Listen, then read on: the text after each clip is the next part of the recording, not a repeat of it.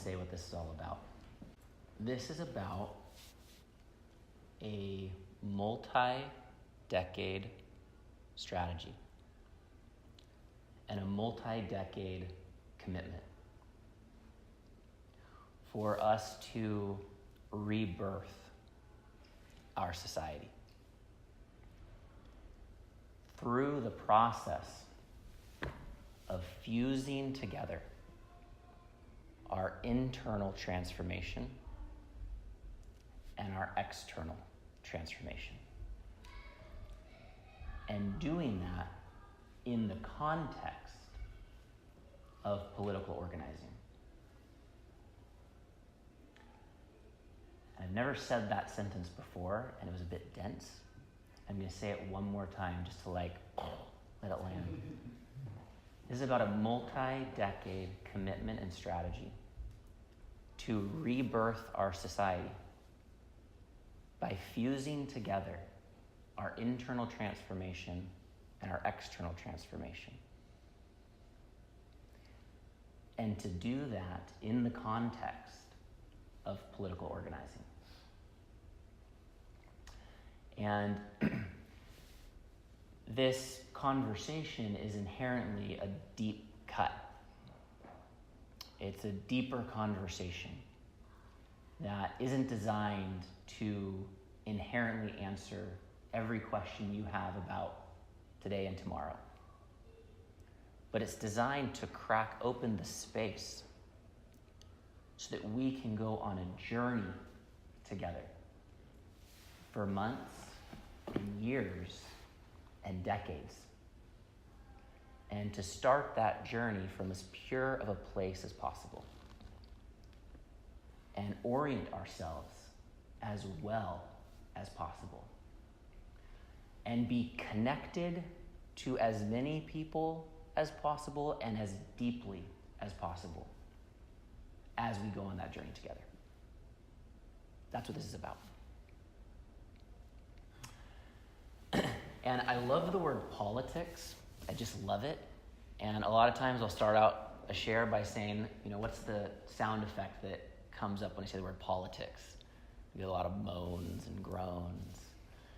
And, I don't know exactly the history of when we started using politics in a particular way, but the word has become synonymous with power struggle and deceit and manipulation and vying for personal benefit. And so, of course, that's all moan-worthy and groan-worthy. But that's not what politics is. The word got a bad rap. If you go back to the origin of the word polis, a Greek word, essentially means to care and steward your city, the place that you call home. So it's that call into action, into stewardship, into leadership because of how deeply you care. That's what politics is. And that's the politics that I'm incredibly inspired by. It's to say I care enough about this place that I call home that I'm going to step up and play a role in stewarding how things are going now, but even more importantly, in shaping where things are going. And so from that standpoint, you don't need to be an elected official, or you don't need to be out knocking on the door trying to get people to vote for somebody to be politically engaged. Politics is this deeper, this way of being, of feeling that sense of stewardship in your heart and your mind. And as I and we and various people that I collaborate with and think with have been, doing deeper analysis of this world, of what makes this world how it is and where are those key levers of transformation. Are they political? Well, our political system is essentially powered by our economic system. So it's got to be economic, right?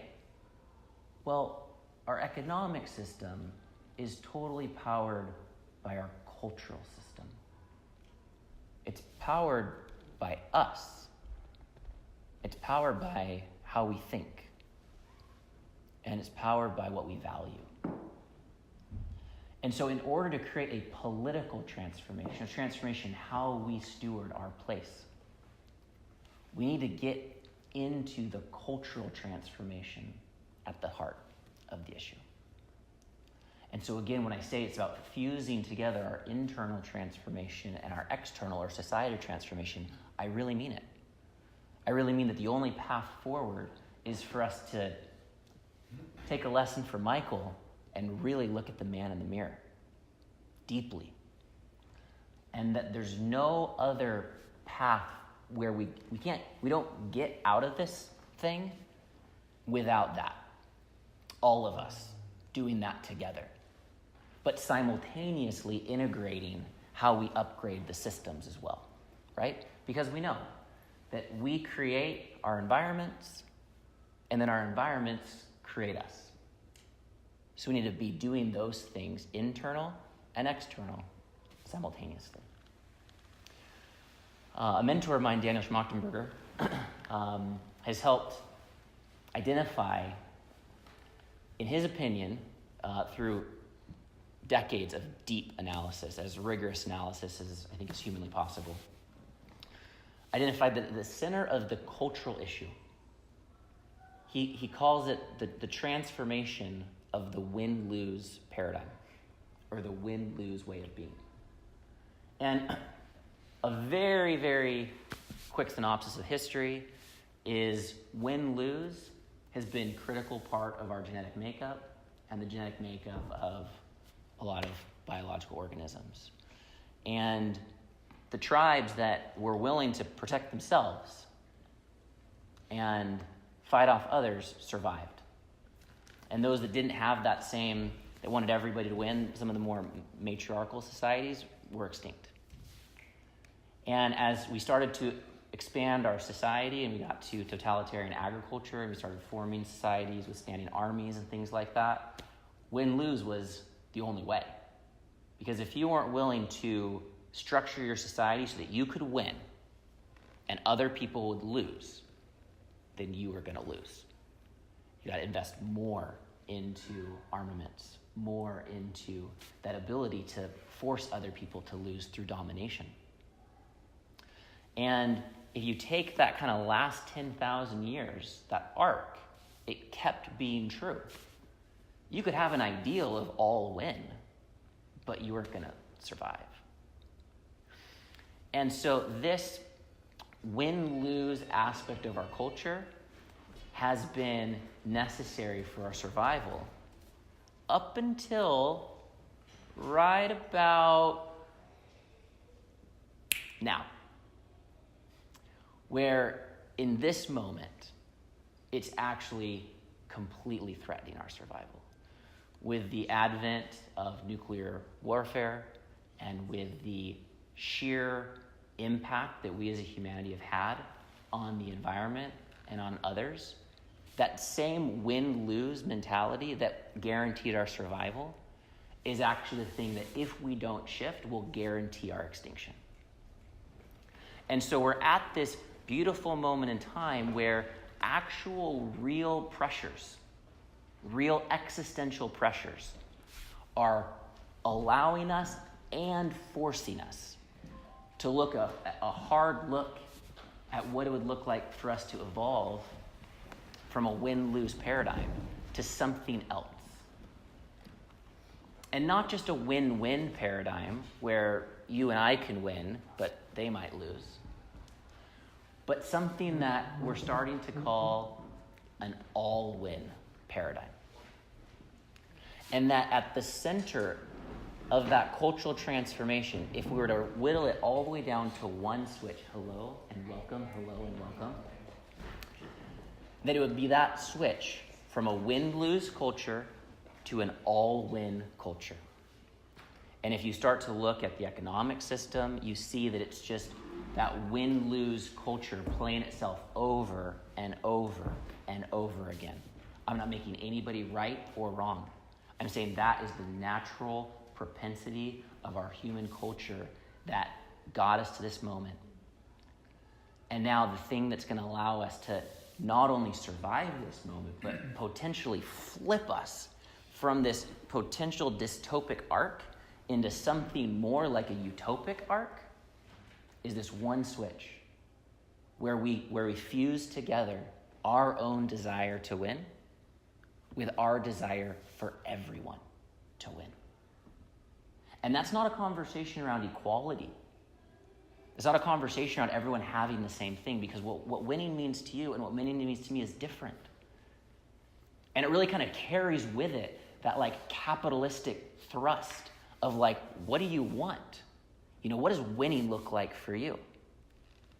But also carries with it that egalitarian thrust where, you know what, even though everybody's definition of winning is different, we want everybody to experience that. But it requires 4 very specific capacities in order for us to make this flip from win-lose to all win as individuals. The first is we have to start thinking for ourselves.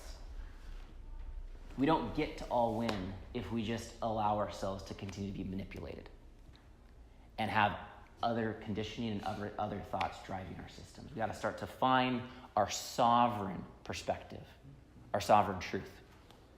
We have to know how to communicate that perspective clearly and powerfully.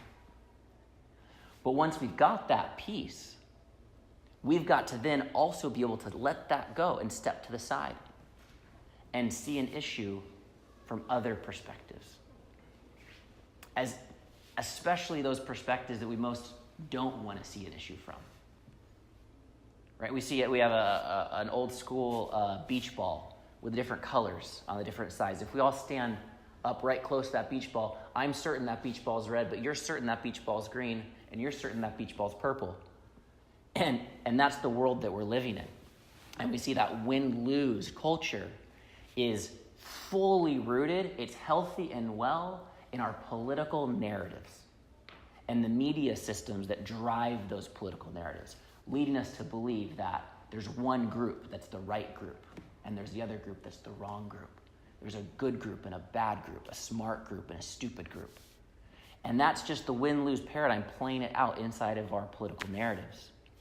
And to move into all win, we actually have to learn the skill and the capacity to be able to see every topic from additional perspectives and to want to see that topic from other perspectives so we can actually start to holistically understand something. That leads into that third skill, which is what we call holistic consideration. We need to be able to move from opinions which says, I don't need any more information. I got this one figured out. I know what this is all about. Moving into, holy fuck, this issue itself is so complex. I have 100 more questions to ask before I understand it better. And a holistic perspective moves us from opinion and assertion into inquiry. And we start to obsess over the inquiry of asking more questions and more questions. And with every new question we ask, we understand a topic better. And we become more qualified to provide leadership around that issue because we simply actually understand it better. And we ask more and more questions, and holistic understanding isn't a thing that you arrive to. It's a never-ending journey. And so there's this obsession to better understand through deeper inquiry. And that leads us to be able to form all-win solutions.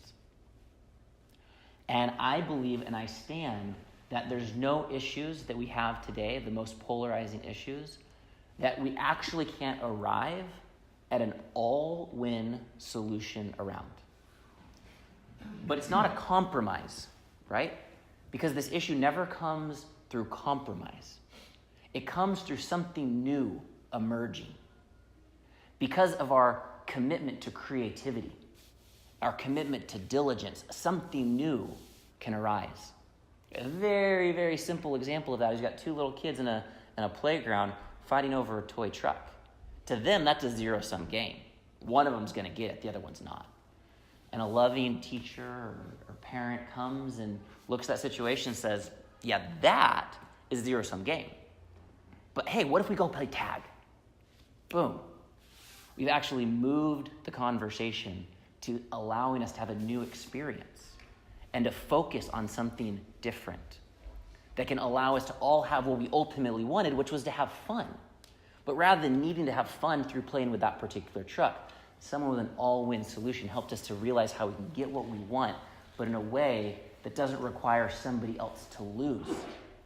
So it's transcending that win-lose perspective, that checkerboard perspective, that obsession over duality. There's a winner, there's a loser, there's a right, there's a wrong.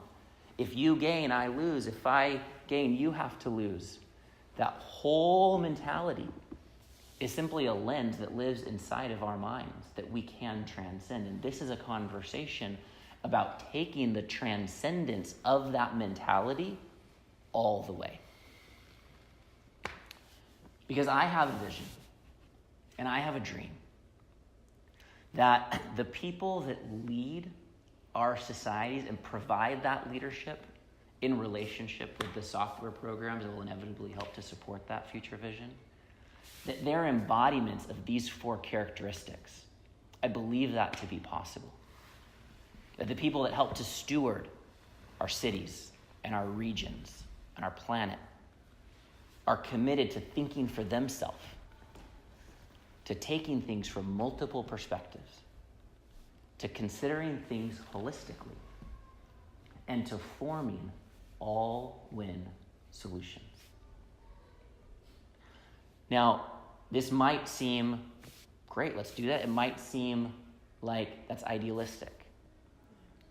But there seems to be some pressures. Have you noticed? There's some pressures in our environment, in our world, in our financial systems, in our social systems. The pressures, the pain, the degradation, the suffering, the misery, the pressures that come from things like addiction, modern-day slavery, suicide, and the pressures we see when we look at our crumbling ecology, and the pressure we see when we look at our financial system and say, this can't go on forever. And maybe, just maybe, if we orient the best possible around these pressures, we can use them to help to flip that switch in ourselves and in the world that we live in.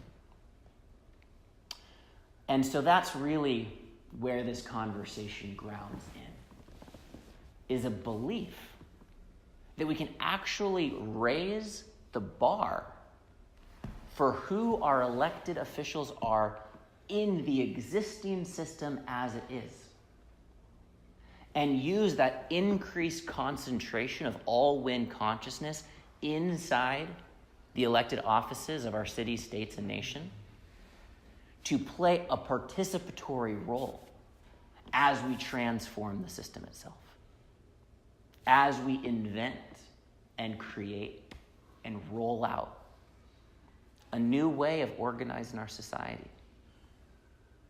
It's a commitment to not bifurcate and not say, well, my spiritual path is taking me this way and I don't resonate with all that government politics stuff, right?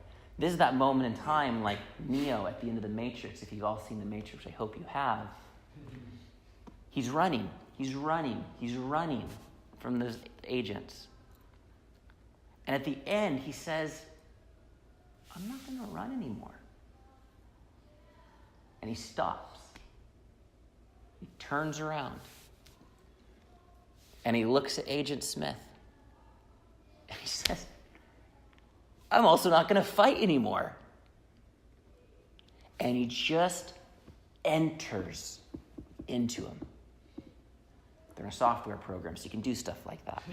But he enters in to Agent Smith, calm and collected, and he splinters him into the light from the inside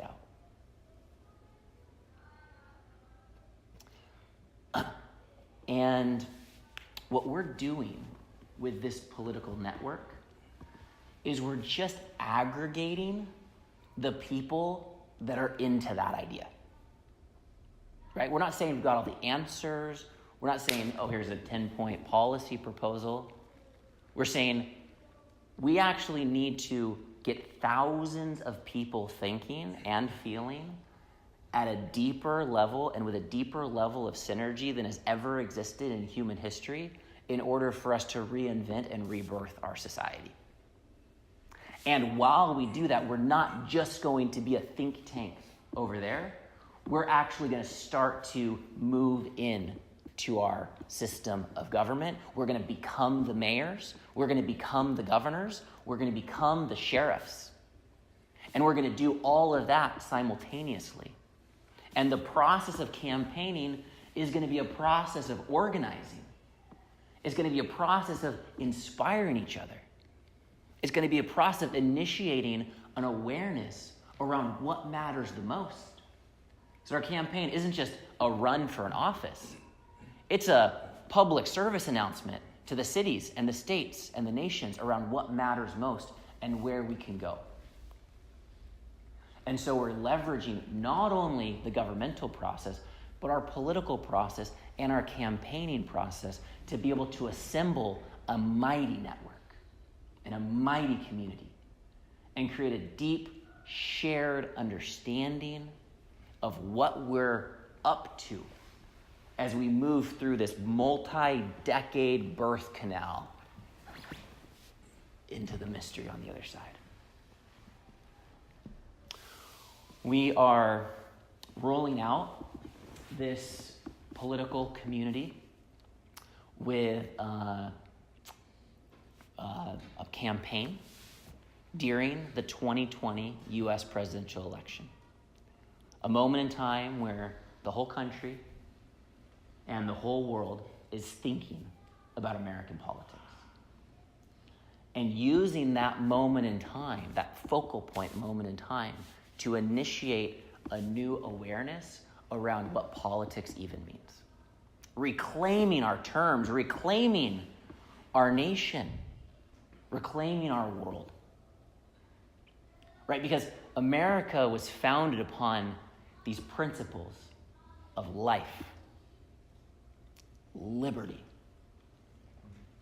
and the pursuit of happiness in order to form a more perfect union.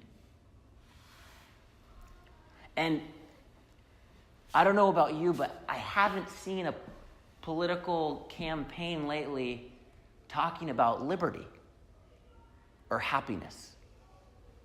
And I feel like that right there is where we've missed the mark, because we've disconnected from the deepest cut of truth and power and beauty that are the underlying principles of this nation. And we are still learning through our teenage, adolescent expression as a nation how to even embody those values held inside of the original genetics of this place. Because we know there's been not a moment that's really gone by where as a country we've stood for those principles for all people and for all genders. So it's almost as though there was a seed planted and then the journey began to figure out how to do that. And this is a moment in time for us to pick up that baton powerfully and say, we're not just going to have a conversation around this policy or that. We're going to go deeper. We're going to talk about what does it mean not to create Medicare for all, but to create dignity for all. To create free choice for all. To create fulfillment and real quality of life. Happiness. To create a win for all. And to be able to create a bright future for all. We're not going to answer those questions tonight. But if we stick together and organize coherently around this vision, then anything becomes possible. The Constitution wasn't written when the Revolutionary War broke out. It wasn't proven that you could create an atomic bomb before the Manhattan Project organized. So it seems as though a community is the thing that precedes the breakthrough. And that sticking together under one roof is the thing that allows for something new, some new renaissance to be able to emerge. And I think I'm going to leave it about at that for now. But the last thing that I want to say is, for me, what this is really, really about is that I wouldn't be genuine to say that I overly identified with California, even though I grew up there, or this country, America, even though I'm here. I'm a citizen and a steward. But what I really call home is this beautiful planet.